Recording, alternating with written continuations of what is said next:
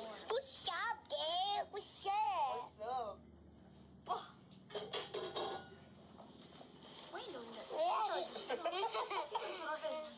Sige. Sige, ha? Is it Day-Day? Ha? You miss Day-Day na? Oo. Hindi natin nararamdaman si Day. Deserve. Nina. Sige! Pagkitin mo! Pagkitin mo! Your head. Sana kayo din. Pagchat-chat. Chat. Pinakamusta ko naman siya. Ano gawin ba? Careful! Ako na ako na siya. Halo. Ang ganda ano.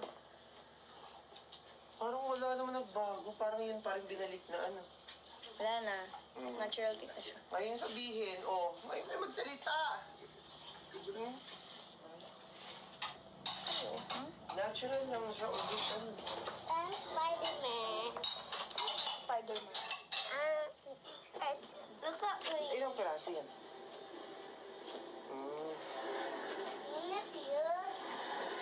Sige! Sige! Prashikot mo naman ba? Stop! You might fall. What's me? So, hindi ka may ano? Huh? Say hi to the vlog. Hi. Hi! Hi, Gomez. Where are you going? Pala naman yan. Ay, go na. Stay here. Go na. Ito pa rin yung pinapatakalan mo. Oo nga, maganda yung pagkakagawa niya sa'yo. Sabi kasi nakakababa yung mga Wala, almost. Is that my hair? Huh? Is that my hair? Yeah. Hi guys! Welcome back to my channel. Ayan, si Fiang sa day off ni Fiang. Saan siya itambay?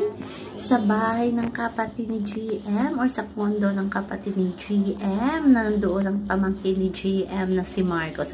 Ayan, makikita natin kung gaano na talaga ka-close si Fiang sa pamilya ni James. Sa interview nga ni GM, kung nakikita na ni Fiam ang pamilya niya, sabi ni GM, palagi. So, malapit lang siguro yung kondo ni na Marcos, yung pamangkin ni GM at ni Miss Nam ay talagang doon talaga si Fiang. Makikita natin na at home si Fiang sa pamilya ni GM. Walang plastikan, talagang tunay na tunay yung kanilang pagkikita talaga. So, masaya tayo para kay GM Fiang kasi yung kanilang pamilya ay magkakasundo, diba? Parang wala ata dyan si GM yung trabaho, pero si Fiang ay nandoon, pero si GM din akong naghatid kay Fiang pauwi. So, nakikita ang updates na Sunday. Bye! Always remember, huwag po tayong makastay.